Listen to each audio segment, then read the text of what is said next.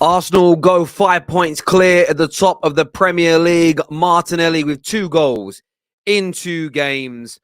A hard-fought win, a very, very hard-fought win for the Gooners. That can't be denied. It wasn't the most exhilarating game in terms of goals. It was a very good football match, though. If you're a purist, if you understand the game, today was brilliant. Arsenal were the aggressors for large parts. Leicester didn't fancy opening up against them. Of course they didn't. But every time they countered Leicester, Arsenal getting back into shape, their work rate in those positions was nothing short of exceptional. And there's one thing that I heard Gary Neville say the other day, which I thought held a bit of water. And he hasn't said much about Arsenal this year, which I think has held water. And that was Arsenal need to get back to getting clean sheets. Arsenal need to get back to being difficult to break down and difficult to score goals against. And that should be, for Arsenal fans, the most pleasing part of today. It didn't matter what Leicester did, they created nothing. There was one ball to the back post from Harvey Barnes, which I think Tete was fairly close to getting onto. That was it. They had one shot from, I think it was Dewsbury Hall, that went narrowly wide. Outside of that, this is one of the best Arsenal performances defensively you've seen this season. Every time Leicester tried to counter it. In the first half, they had 3 or 4 where it was 3v3, 4v3.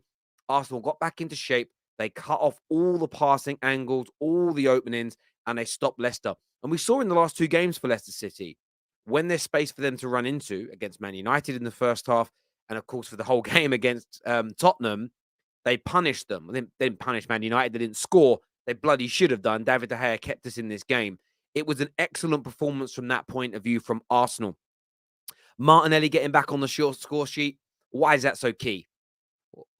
Besides from winning you the game, which is a very obvious thing to say, this man had a really poor start to 2023, but it wasn't going to last. All young players have these ebb and these flows in form. Example being today, Saka was dangerous, but wasn't at his brilliant best, but other people stepped up. I wouldn't expect Saka to go a whole month. He's one of the best wingers in world football. But watching Martinelli today, took his goal brilliantly, run into that. He didn't just run into space and put the ball in the back of the net. He hunted that space out. He saw where the opening would be. He reacted quicker than the defense. He put it away, almost picked up an injury in the process as well. Very important goal for him, his confidence, his form moving forward, because Arsenal were going to need him. They can't become reliant on Saka being the only guy that gets the important goals, the equalizers and the winners. More players have to step up and get involved in relation to that. But overall, as I say, this was an excellent performance from Arsenal, although the game was only 1-0, because they've conceded a lot of goals recently. They have. But you can win games through conceding, but performance is the key. Performances are your bread and butter, and today was a brilliant performance as a team. It really, really was. This here says, Terry, I wonder how they saw Ben White's free kick, but not the penalty on Saka. Listen, the way I look at it is this. Goalkeepers get more protection than they probably should. Ben White was holding the goalkeeper's arm. That's going to stop the goalkeeper from jumping. If VAR sees it, they're going to give it because goalkeepers get protecting. Was it a foul on Saka? No, I don't think it. I don't think Bruno's was a foul the other day on Balde. I think it's a pull, it's a tug, but it isn't enough to give away a penalty. So I'm going to maintain my integrity and say no penalty. Do I understand why the goal was disallowed? Ben White had hold of the goalkeeper's arm. Whenever you touch a goalkeeper, if it's seen, it's given. If the referee would have seen that in real time, he'd have blown his whistle. So I understand why that was done. I get what you're saying. Are you blind? That's not about being blind. I don't think they're big enough fouls, personally. That's just my view. So I'm not going to say Bruno's wasn't the other day and then come on here and say Saka's was. That would make me a hypocrite. And remember, hypocrites go to the lowest form of hell. Study religion. Scrappy final 20 minutes, but defensively sound. I don't think Leicester had a shot on target. Saliba, barring one sloppy pass, won all his duels. Yeah, and I think they only got scrappy. I sort of feel like it was scrappy in terms of Leicester committing stupid fouls. Leicester actually played into Arsenal's hands in that second half. They were giving away fouls. They were slowing play down. They were really stupid, and Leicester just couldn't create anything. And I laughed towards the end. They couldn't even get balls into the box. I don't know why. I did, and I didn't want them to score. Like, there was part of me that wanted them to because, I want United to get as close to the top as possible. But there was a part of me that just thought, you don't deserve it. Please don't get this ball into the box. You literally deserve nothing today, Leicester, because you've played poorly. You've been shut out. And every time you've had a moment for some quality, you've been terrible. 1-0, 9-0, 3 points is 3 points. Come on, you Gooners, and come on, Bournemouth. Well, this is the point. That kicks off in half an hour. Pressure now on Manchester City. They have to win. Any slip up today from City gives such an advantage to Arsenal, who play their game in hand on Wednesday night against Everton. Now, you say Bournemouth are easy. Maybe. But Nottingham Forest are meant to be easy. I mean, Nottingham Forest have just been battered 4-0 by West Ham. So anything can happen in football. Anything at all. In the words of Harry Kane, let's go. It was accidental, but a clear-cut penalty. And you can believe that. For me, I can't keep answering it. I'm going to say the same. I'm going to refer to my previous answer on that. But you'll see me be consistent at all times. Again, what I'm saying about Ben White, goalkeepers can jump, put their knees through the back of a player, almost fracture ribs, bust arms. No fouls given. When you touch a goalkeeper, it's a foul. I don't think it was a foul, but I understand why it was given. If I don't think it should be given to the goalkeeper, I can't think Saka should be given. That's real man's logic, as in, I'm not going to yield on my integrity to win an argument. That's what do. And I'm not a bitch. It's as simple as that. It's a bitch thing to do. Terry loves to be consistently wrong. It's not about being consistent. People always say that to me. It's not. I just don't think they're big enough fouls. I don't think they should be given. But what I don't do, whether you think I'm wrong or not, you don't see me suddenly say when it's my club, oh, I should be different. I maintain my integrity. So I may be wrong in your opinion, but I'm integral with it. Should Klopp be sacked if Liverpool continue to lose matches any longer? I'll come back to this a bit later, bro. We're talking Arsenal right now. I'll save that and come back to that later in the show. Terry, why do you never do watch-alongs? Because they're not my thing. They're not what I enjoy. I like to actually watch the games rather than and not really have people watching me. I like to actually watch and study the games. I sit here with notepads and books, writing stuff down, studying the game so I can talk about it. I don't see how someone can do a watch along and your job is to entertain your viewers and then do a match review. I just something I struggle with. I don't really like it. I don't dislike watch alongs.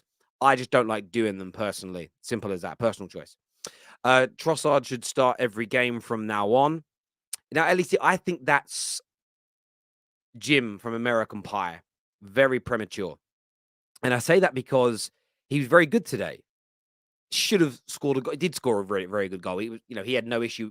His goal didn't happen because of the foul. It happened because it was a brilliant shot. Horses for courses. I think Arsenal need to make themselves a little bit more unpredictable. So a little bit more variation, a little bit more change and rotation, especially with the Europa League turning. It's harder to be worked out that way. So I think you should definitely start some games, but to start every game from now on, I think it's a little bit too much. Jesus coming back soon as well. Don't forget that. Don't forget that.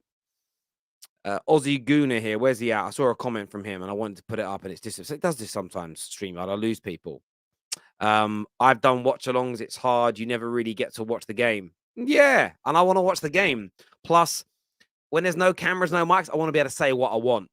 Do you know what I'm saying? And sometimes I do stuff off camera when games are on. I don't want it going out on the internet. It would go viral, but I don't want to go viral for that. Like, it's just my personal choice. I just don't want to go viral for losing my shit because my team's losing or something. I feel so embarrassed for having doubted Jorginho. Yeah. And all the gooners that doubted him but needed David Ornstein to make them happy about him, again, they should all be sorry for themselves. Grown men needing another man to help them formulate an opinion. Imagine that. Imagine you need another man to help you think. Crazy, isn't it? Your dad would be ashamed. My dad would be ashamed. But like, son, why do you need a journalist to tell you how to think or how to formulate an opinion? Honestly, I wouldn't want to disappoint my father like that. But there we go. Terry off to collect again at the bookies on Arsenal. Not really. Shane, thank you very, very much for becoming an official member of the Football Terrace. I appreciate that, bro. Thank you very much indeed. Jorginho is making Chelsea think a little now, eh?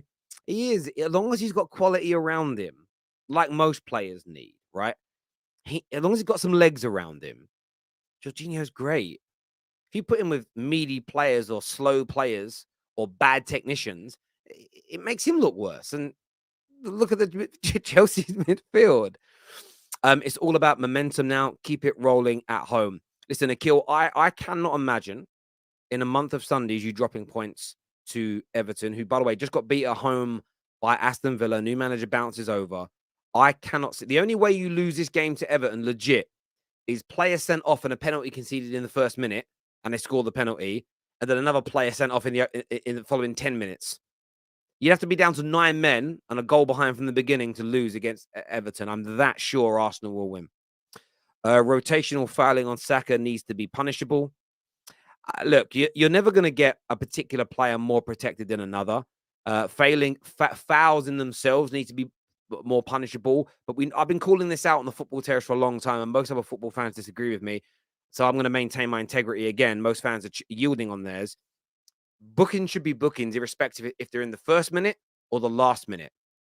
And too often now, referees are being forced into this. We've got to try and keep 10 men, 11 men each on the pitch. No, referee the game by the law. It's ridiculous. This here says top come March, finally now in title contention. Is what Human's daughter's got to say there. I like that name. Thank you. Jorginho's range of passing is ridiculous. He's got a fantastic range of passing, as you mentioned, but it's his ability to control the tempo and break the lines with his passing is brilliant. You know, but I see that as sensational football. And what I implore people to do the next time you watch a game is just focus on what Jorginho does. Sky used to have a brilliant camera angle when I was a kid, and it was called player cam. And every 15 minutes it would switch, or 20 minutes it would switch to a different player. And I remember watching those kind of sitting midfield players with it a few times. Michael Carrick I watched a few times where player cam would switch to him. And if you use the red button on your remote and you select player cam, and you'd only see that player. Someone like Jorginho, if you had the ability just to watch him in a game, forget watching everyone else, just watch him. Yeah, you'll be impressed. But the only people that really appreciate players like Jorginho are people with genuine, hardcore, sustainable football palates. You've got to understand football to the nth degree to get why players like him are important. If you don't rate him as a baller, you're what I call a piss and win merchant. You love a screamer. You love a silky little skill. You love a hard tackle. That's the basics. That's the easy stuff. Everybody can see that's fun. It's understanding the intricate details of the game, almost the unwritten stuff. That's 50-yard through ball that made Saka was sublime, is what Rudy says here. Let's go buzzing, is what Prime says. Number one sports channel on YouTube. Big up Terry and everybody who watches and supports the Terrace. Thank you, Prime. I appreciate the compliment. I appreciate the donation as well. It means a great deal to me here. It really does. We've got Jess and Gunnar King coming out soon. We actually had to link with a few others. I'm not too sure where people are. We'll just wait for a few more to come through. What about the foul on Ramsdale when D. Lewis scored direct from a corner? That wasn't a foul, and this is. Personally, I don't remember that. You'd have to send me a link. I don't remember that off the top of my head, so I'm not going to be able to give you a comment on that, VJ. But like I say, very rarely do you get away with touching a goalkeeper or breathing on them. It's more rare when they do. More rare when they do. This here says potential headache for Arteta, Jorginho, start Partey or start Jorginho, or give Xhaka a rest. What do you reckon? Again, it all depends on who you're playing, what their midfield looks like, horses for course. You could play Partey and Jorginho against Everton in the midfield and rest Xhaka and win without a shadow of a doubt. When you play Man City next in the lead at the Etihad, probably not. You know, you've got to get it right. So it's a headache, but it's a great headache to have. Do you think Declan Rice was auditioning for Arsenal? He's agreed personal terms according to some very credible journalists. So why not? Why not? You throw Declan Rice into this Arsenal team and it's ridiculous. I'm not jealous because my team's doing really well. I was jealous of Arsenal at the beginning of the season. I no longer am because Ten Hag's doing bits. But Declan Rice, I've wanted him at United, and the guy's a star. What do you think of Trossard's goal being ruled out, Terry? I think Danny Ward's deliberately throws his hand into White's arm. Fuck off! Sorry! Fuck off, Daniel. He deliberately threw his arms into Ben White's to get. Oh, you're brilliant, mate. That is the best super chat. I know you're being so. I love you, Dan. Daniel, you're always a great super chatter. That's the best super chat you've ever made. Oh, shit. My son does that, right? Not the arm thing. My son at the moment breaks things. I'll sit there and watch him rip. He got some wrapping paper yesterday because him and his sister are going to a party today. So I was wrapping some presents for the other kids. He picked up the wrapping paper and started ripping it up. And I just watched him because I kind of like watching him do naughty things. I was like, Jackson. He looked at me. So what are you doing? He said, nothing. I said, what happened to the wrapping paper? He just went, it was an accident, Daddy. See, that's why your super chat sounds like it's an accident. I love it. You're brilliant. You're brilliant. Terry, it's not that serious. Yeah, that's why I was laughing. You weirdo. Decent performance, nothing spectacular, but these are the games that make title challenges. These are the games that make title winners, that make champions. Can't underestimate the importance of regaining winning momentum and mentality. Absolutely right, Nick. You cannot underestimate the importance of these last two games for Arsenal, and winning against Aston Villa, made today easier. By the way, you look at the league table before I take it off. It's 8 points ahead of Man United with you're playing 2 more games before us. This is why I was a very sensible Man United fan to not get dragged out and say, yeah, we're in a title race, because that looks peak right now. It's a long way to come back from. And listen, I'd love my team to be able to win the league this year. I don't think we can. We can win other trophies. I'm going to go and support us there and back us there. Arsenal are the front runners in this for me. When it comes to them and City, they're definitely the outright favourites when it comes to comparing them to Man United. But I think that Aston Villa win could go down as the most pivotal win of the season for Arsenal because of the momentum, just as you say. I think you're absolutely spot on. There's a comment here from Guna Paul that says, become a member of the Terrace yesterday. Today, Arsenal win today. Great weekend, amazing content and fantastic panel. Trossard has been great today, and I wasn't keen on Jorginho, but wow, I was wrong. Thank you for becoming a member, by the way, Gunapol. I really do appreciate that, my friend. It means a lot to me. Nice and determined win for Arsenal, but quick question, Terry. What are you wearing around your shoulders? So, yeah, I'm not wearing like a gun holster or nothing weird. It's a back support. So I'm not going to wear it all the time. It literally goes around your shoulders and you tighten it. It keeps my shoulders back. I've got a problem with hunching. And when I tell you I've got a few other things that I will talk about at some point, some other tests to get done. But I've had like really bad chest and stomach for about 3 months. And we're still investigating to find out what's doing it, right? We know it isn't a heart attack. We're having some other tests for some other things.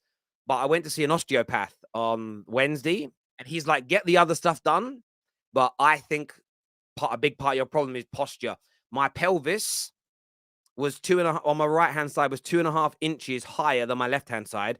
And my left shoulder was 1.5 inches higher than my right one when I stood normally. My body's messed up. And that's because I've got terrible posture. I lay in the wrong positions. So when I'm streaming, I've just got this strap on. It hurts like hell sitting up straight. It's just my posture so that I can fix myself. Because I'm 37 and I don't want to walk around like an old man. Do you know what I'm saying? So, yeah, I'm not. Yeah, it's not like some weird, you ever see that thing on The Office where the guy's got a mobile phone holder, but it's like a gun holster? Yeah, it's nothing weird like that, I promise you. I didn't forget to take my backpack off. Yeah, basically, I'm wearing a strap on. You seriously telling me Ward could not pull his arm out of that? Listen, as I say, some will say no foul. I think when the fouls against goalkeepers are often very soft, but you can't touch a goalkeeper. And as soon as VAR saw that what I would say, he held his arm, I could understand why they gave it. Do I think it's soft? Yes, I do. I think we have a really good chance now, having Jesus in the wings due to come back shortly. Going to be an exciting run-in, methinks. Listen, it's going to be an amazing end to this season. Arsenal and City fighting out for the title. Arsenal and United maybe in the Europa later stages. Champions League's always brilliant. FA, listen, it's going to be an amazing end to the campaign. And, You know, I'm hoping for some trophies for my club as well. I'm not going to lie. 2 of my children haven't seen United win trophies. The other 2, Archie did, but his baby. Let's see what happens. Let's see what happens. Right, I'm going to bring my panel out now. Gunner King, Jessica Black, and of course, the man, Likey Gal, joining me on the show to come out and speak about Arsenal's win today. Keep your comments coming in. Keep your super chats coming in as well. What did you say, ATM? Best away team in the league, Arsenal. Yeah, it's undeniable. It's one of those things. It's a fact. Gun holster to shoot down salty Arsenal fans and doubters. Good idea, Terry. Listen, you gotta love haters. Haters are great. Haters are great. So I look at it this way: if I'm not getting abused, I'm not doing my job right. If I don't have people that hate me, I ain't doing my job right. That's all I'm saying. So I said that to my son. He goes, "How do you cope with it, Dad? Everyone's saying nasty things about you." It's like, son, it's great. It's a good thing. The only thing I don't like is when people that are meant to be good to you like screw you over, but then you can always get them back later on in life. I believe in revenge. No, I don't really. I'm joking. Revenge don't do anything. Listen, I'm getting my panel out now, people. Let's do it. Let's go. Welcome. Oh, hang on. I didn't click on Gunner King. There he is. Welcome back to the show, people. Welcome, welcome, welcome. Congratulations on the win. I want to go to you first, Jess. A close game on the scoreline, but a comfortable win, really, for Arsenal. What did you make of the game? Yeah, I thought a pretty comfortable from Arsenal, to be honest. I think obviously the last 20 minutes stand out in your mind the most because it's the most prevalent in your mind and we were a little bit nervous. But realistically, like Leicester carried no threat whatsoever and we came up against another deep block. We should have had at least first half, in my opinion. Like if it wasn't the goal that was disallowed or the penalty that they didn't call, we should have had a goal. Had we gotten that goal, all of the pressure would have been lifted and we probably would have just went on. And then we got the goal like right after halftime and we controlled a lot of the possession. There were a lot of good individual performances, but this was reminiscent of the away performances that happened pre the World Cup from Arsenal, where no, it wasn't spectacular. We didn't blow them away 3-4-0, but clean sheet, control the match, limit them to nothing, take the 3 points. And that's exactly what I was looking for. More than anything, I wanted that clean sheet more than a 4-2, 5-2, whatever. I just wanted that clean sheet. And Saliba and Gabriel, for me, were monsters back there. I know that there are some reports that they had like a little scuffle or something like that after the match, but that's probably just them talking it out. But that was an excellent away performance from the two of them. I'm loving this Jorginho life. I mean, it's nice, it's cushy, it's fun. I like it. Some of the passes that he was doing, especially in the first half, were just like, mwah, beautiful. And after Martinelli scored that goal, you saw the pressure lift off of his shoulders. And we started to see the Martinelli from before the World Cup again. And so maybe it just took that goal to take that pressure off for him. And like back-to-back away wins and we are the best away team. Like this team performs so well away from home and I'm just happy to see us get back on track. For me, this was more of an Arsenal performance than the Aston Villa one because we were good defensively as well. So well done to the boys and we move on to Wednesday against Everton. Absolutely. And again, how important is that? Because I know Gary Neville's not every Arsenal fan's biggest fan, they don't like him at the moment. But he said one thing in his kind of podcast last week that if Arsenal want to win this league, they've got to get back to keeping clean sheets and getting back to being good defensively. How important was that performance from a defensive standpoint for the rest of your title running? Huge. Going away from home, absolutely leaving them with no corners, no shots on target, one shot the whole entire game. That is impressive. Even though they've been poor this season, you would think a team at home would be able to at least register a shot on target or more than one shot. They were basically lifeless majority of the game. The only thing that we were worried about was we weren't finishing them off. We needed to finish them off. And you know what? Just getting back to what you said, Terry, I honestly don't care what Gary Neville thinks anymore. He's just doing it for reactions, and I'm gonna give him his reactions at times because he's gonna get me rattled. But it is what it is.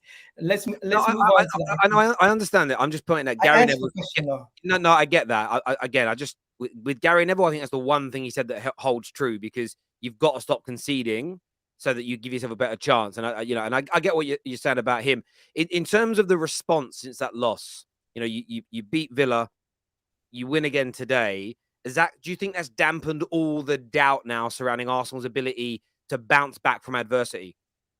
No, I don't think it has to, because I was no matter literally where going to we get are, into the rest of the game before you jumped in. But I'll answer that first. The doubt. Automatically, we bounce back. This was a crucial win, Terry. The reason being, we had this doubt of going into the Aston Villa game. They thought that game was luck. We showed today that we can go away from home and we can put in a dominating performance defensively. It wasn't that best attacking-wise. But you know what? We could have had 3 goals, realistically, if the refereeing went our way. I personally thought, but Bukayo Saka's goal, obviously it's offside. The one with Trossard, I think that's a subjective decision. I don't think that's a clear situation where a referee should overturn it. I don't think it was a clear and obvious error. And at the end of the day, if it went our way, they wouldn't have overturned it the other way. That's what I'm saying. But when it comes down to the actual game, clear refereeing decisions.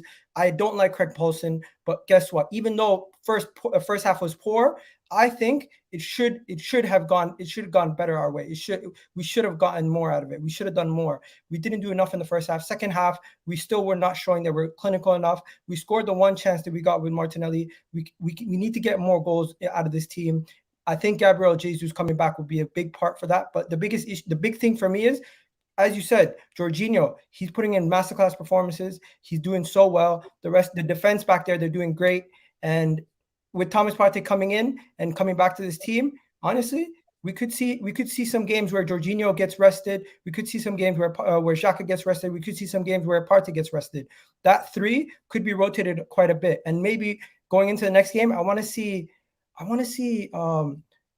Fabio Vieira get some run, maybe. Give him an opportunity, because today the composure in the final third wasn't there for Xhaka or Odegaard. Maybe since we're at home against Everton the next game, maybe give Fabio Vieira that run. But Terry, to answer your question one more time, 100%, and I think we showed it. 2 games on the bounce away from home, winning it. Yeah, absolutely. I think you did. And look, on the goals, as you're right, they're subjective. Some will say it was a foul, some will say it's not. Some will say Saka's was a penalty, some will say it's not. It really depends on your disposition. Bruno Fernandes probably thinks they weren't fouls because of what happened to him the other day. Like, this is the kind of way around it goes. But I think the important thing for Gunners today is that he's maintaining the momentum. So you beat Villa. Some will say, oh, it was last gasp. It wasn't convincing. Well, winning today was key, because whatever happens now with Man City, you've got that game in hand to go 5 points clear, which basically means going into the last, 13 games, City have to win 2 more matches than you. And when you look at the run rate this season for the 2 of you, based on this season's form, that won't happen, because they lose and draw more games than you. So it basically means they've got to change their form completely for the whole season in these last few games if you beat Everton. And who knows what happens against Bournemouth when that kicks off in 6 minutes' time. It could be crazy. Gunnar King's with us here. Long time no speak, my friend. Obviously, you're someone who's been behind this Arsenal team for a long time. You've never really yielded any sort of thought that this team could become title winners. Do you look at performances like today and think this is how titles are won? Yeah, look, I think a lot of people get caught up in a lot of things, like we got told we can't win the league because we can't beat City. City didn't beat Liverpool twice last season. They also didn't beat them in the FA Cup, and they still were champions. And it's because of what you spoke about, the run rate. The run rate of games that they had, Liverpool conceded too many draws. And that's how they kind of dropped points in the race against City. And that almost wasn't really factoring in how City were playing. Like, to bring that into the context of this season, I think a lot was said about us losing to City. Some of our own fans calling these players pussies, for example.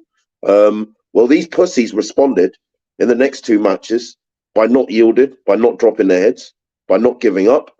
Twice when they were down at Aston Villa, away from home, a very difficult place to play. Coming back Yeah, getting back on the score sheet, winning that game, albeit in the last minute, and then showing today that if we're not going to perform to our best, we're not going to lose, and we are going to hold on to leads, and we are gonna basically, by hook or by crook, we are getting those 3 points. We are taking them back to the carpet. Some pussies, hey? Some pussies, yeah? And that's the thing, like, this is what champions, like, this is what they have to do sometimes, you know, like, they have to dig deep. They're not going to play 38 games and play scintillating football game after game after game. There are going to be some games where you put your back against the wall, where you have to dig deep, where you have to find some resolve, and where you have to, you know, sort of face the music, you know, face the uphill struggle for a bit. And today they showed that they can do that, you know, and I think there'll be tougher tests, of course, throughout this season. But I think today and in the last couple of games, they've shown that they're anything but pussies, you know, that they can respond to adversity, you know, in games. And, you know, I think that resolve amongst this young group of players, what really impresses me is that game on game, you see that growing, you know, and I think, you know, that today was another great example of that. Look, it certainly was. And listen, to you know, some Arsenal fans were angry after that game, as we know. Some doubted it. Some wrote the season off. Rivals. I mean, I got probably as much stick as any Arsenal fan online with Terry. You were wrong. You said Arsenal could win the league. Look at them now. And I just remember sitting back thinking, yeah, it's a bad night for Arsenal, but the same people stating that you can't win the trophy, they can't win the Prem in February, were acting like Arsenal we're not going to win it by May, just because they've been slightly overtaken on goal difference by City. And the biggest element was going to be the response to that loss. It's the response to it. And Arsenal have been magnificent in doing that. And one of the, if you go back for all the videos I've spoken about this year about their Arsenal's improvements, their quality, a lot of it has been positional and the press and getting back into shape. But it's been the mentality that I've been talking about so often. And today was a mentality performance, because every time Leicester countered, it takes a strong will and a brilliant mind to keep tracking back and getting back in position, to keep doing it again and again, and not just having one moment where you go, oh, I'm not going to track back this one time because we'll probably be okay. That's when you drop points. That's when you concede. And listen, City are definitely fearful. There's no doubt. Go on, young Samuel. I just want to say, like, you mentioned the progress. I mean, today with that win, we surpassed our entire points tally from Arteta's first season. So it shows how far we've come in the last 2 years. With 15 games to go, we surpassed that points tally. You know, you have to give credit to the defense. Obviously, like as Gary Neville mentioned, I agreed with him on that point that you know, we've got to start keeping clean sheets when you're in the running. And today I looked at it was a title winner's performance. You know, we controlled the game, and then for periods of the match, you know, we had our backs against the wall. We won the game in every aspect, you know, attacking, defending, in the trenches. And if you look at the past title winners like Man City, Liverpool, when they were winning Premier Leagues, they had this type of games where they weren't going to be at their best every single game. They weren't going to control every game, and sometimes they will have their backs against the wall, and still they'll just find a way to get 3 points. And this is what you got to do now from this point on. Just no matter what you do, no matter how you play, you just got to get the 3 points to come out of it unscathed. Obviously, I've seen some people criticize the defense the past few games, but the defense, I think everyone in the defense was sensational today. Zinchenko, Gabriel. I think we have to start looking at Gabriel being in the PFA Team of the Year. It's a serious shout, because him and Martinez, I mean, they've been absolutely sensational. But there has to be a long discussion, probably like a 2-hour-long podcast about who should go in the team.